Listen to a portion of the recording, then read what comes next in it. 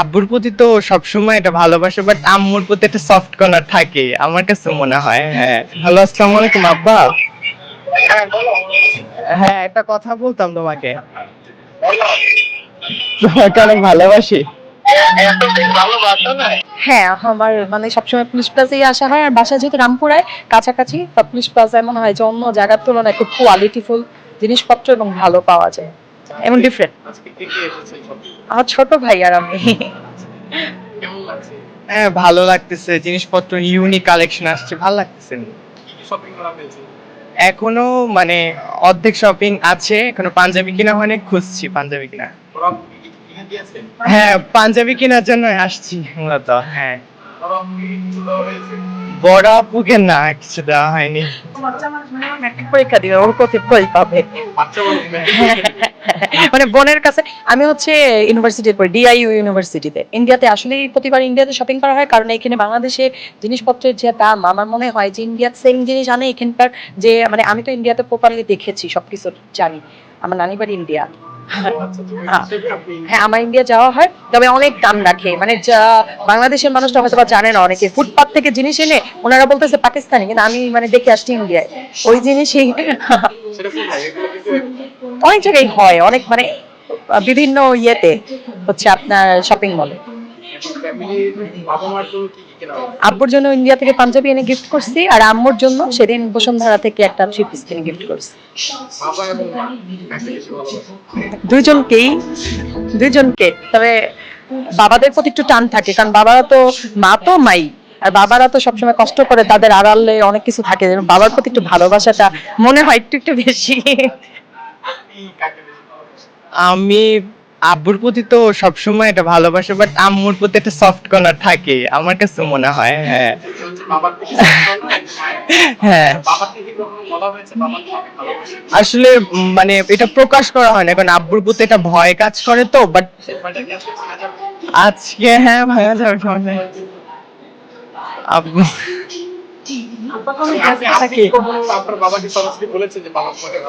এটা মাকে অনেকবার বলা হয়েছে।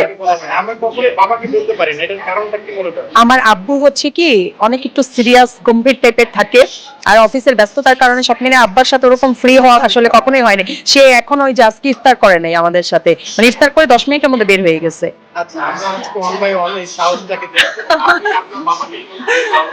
আব্বুকে আসলে একটা ভয় কাজ করতেছে। আচ্ছা আচ্ছা, এখন দেখতে হবে। আচ্ছা, বাবা কখনোই মন থেকে বলা হয় না যে তোমাকে ভালোবাসি, মানে একটা ভয় কাজ করে। আচ্ছা আচ্ছা, ঠিক আছে। কারণ বাবারা ছেলে সন্তান এত স্যাক্রিফাইস করে জীবনে, সেটাই কি ধরে কিনা।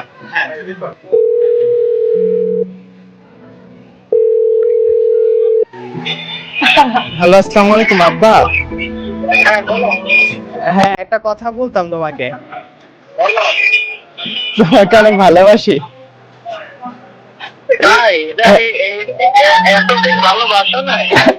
না, এতদিন ভালোবাসছি, বাট প্রকাশ করতে পারিনি, আজকে মনে হইলো।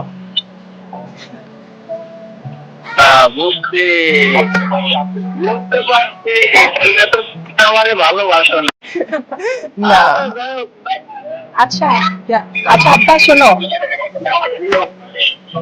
হ্যালো, হ্যাঁ তাপসী আপনি? হ্যাঁ আব্বা, তোমার তো কখনো আমি আসলে কখনোই বলিনি আমি না তোমার অনেক ভালোবাসি যা।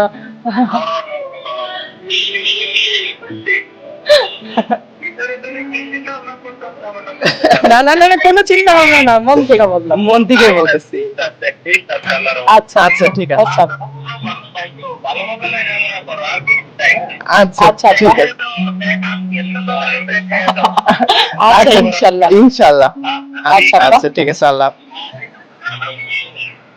এই ফার্স্ট বললাম আপনি তো ফার্স্টে। একজন মানুষ কখনোই বাবাকে বলতে পারেন নাই ভালোবাসার কথা। অবশ্যই ভালোবাসেন, বাবা মা সবাইকে ভালোবাসে, বাবাদেরকে বলতে না পারার যে একটা আক্ষেপ থাকে, এটা আজকে পূরণ হয়ে গেল, থ্যাংক ইউ আপনাদের। কারণ আমি আমার আব্বুকে আসলে মানে আব্বু ছোটবেলা থেকে আমি অনেক মানে আমাদের কখনো অভাব বলেন বা কোনো কিছু ফেস করতে দেয়নি, যত কিছুই হয়েছে। এই যে কিছুদিন আগে হয়তো অফিসের আব্বু বললো যে তোমরা অনেক কিছু জানো না, অনেক ঝামেলায় আছে, তোমাদের ফেস করি নাই। বাট আসলে আমি আমার ফ্যামিলিকে অনেক রেসপেক্ট করি, অনেক ভালোবাসি। আর থ্যাংক ইউ আপনাদেরকে, থ্যাংক ইউ আপনাদের মাধ্যমে এই লাইফের ফার্স্ট হইলো এটা একটা শান্তি, মানে একটা সত্যি বলতে থ্যাংক ইউ। আপনারা অনেক শান্তি, আপনারা একটু সিরিয়াস মনে থাকে আর এই ফার্স্ট বলা হলো। হচ্ছে যে এরপর থেকে বাবা আরো আমাদের সম্পর্ক অনেক গভীর ভালো হইলো। থ্যাংক ইউ আপনাদের, অবশ্যই ভাইয়া, থ্যাংক ইউ আপনাদের।